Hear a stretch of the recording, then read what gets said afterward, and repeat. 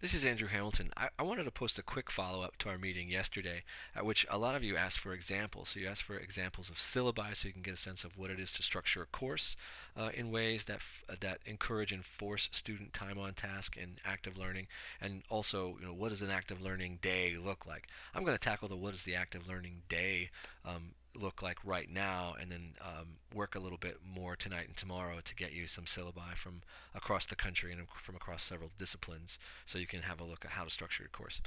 So here's the context for the example that I want to walk you through. My students read a primary source by Peter and Rosemary Grant ahead of our active class meeting. The Grants are really well known among biologists, at least, for their work on Darwin's finches in the Galapagos.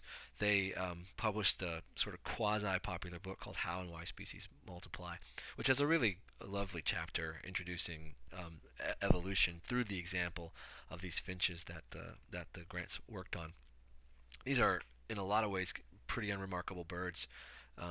What's great about them is that they're a great vehicle for teaching evolutionary theory. So here's what they look like. This is a medium finch working through seeds, which is what they do. So the seeds part of this is actually an important part of the story. Because it turns out that there's a simple relationship between beak depth and seed size. So the bigger the beak the bird has, the bigger the seed it can eat, which means that the universe of seeds available for eating by big-beaked birds is bigger than the universe of seeds that are available for eating by small-beaked birds. And so, under normal conditions, what you see is a pretty normal distribution of beak size among these birds, because having a bigger or a smaller beak doesn't really have much impact on survival or reproduction. But under drought conditions, that scenario changes dramatically. So you can see here one of the reasons that the Grants got well known is that they happened to be on an island called Daphne Major in the Galapagos when there was a drought, and they had some data before the drought. You'll see July, the early data on this graph toward the left.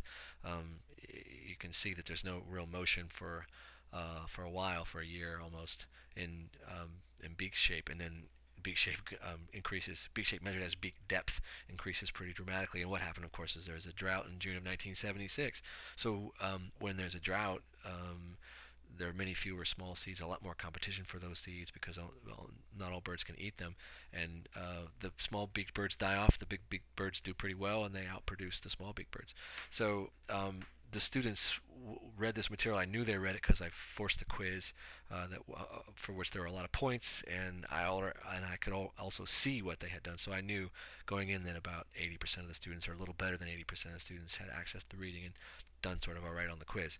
So what I asked them to do in class was author their own learning. I asked them to see if they can construct an evolutionary environment in a simulation, in a mathematical model that had a graphic output.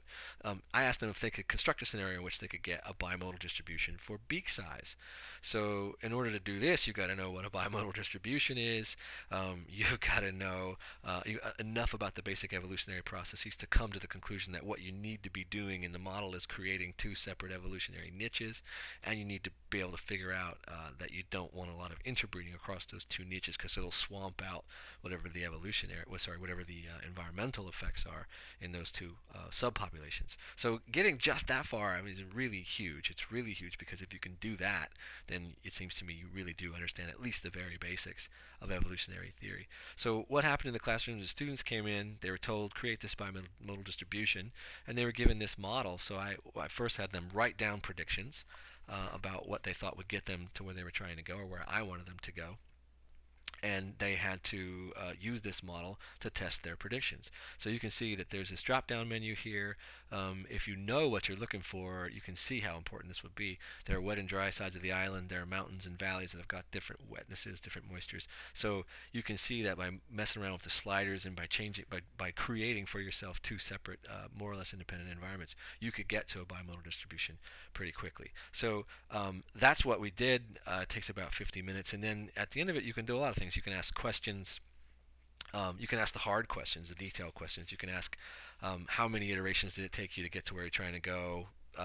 You can ask, why did it take that many iterations? You can also ask the all-important counterfactual question. If you had a smaller population to begin with, what would have happened to the process length and why? You can ask things like, if conspecifics had come from a neighboring island and showed up and started breeding in the middle of this mess, what would have happened to the direction over time of the distribution that you were getting, and so on. So I submit that if students can answer those questions well and quickly, then they pretty well understand it. So quickly, a couple things about this.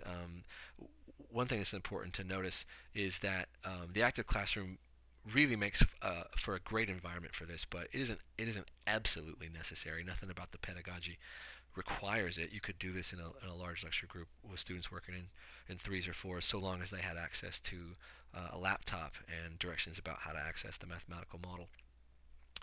Notice also that I didn't do what's normally called teaching during this hour. I just sort of circulated through the room and was available as a resource and actually tried to help as little as possible. And same thing of the TAs that were involved. Also, what I didn't do was I didn't give them step-by-step instructions about how to get to the distribution and ask them things like report a particular value or number of birds or whatever, because it's much less important than understanding the process. And actually, I think that getting there yourself is where the magic actually happens. That's what this pedagogy is for. So more soon on what a whole course design this way looks like, and we'll get some good examples. Thanks.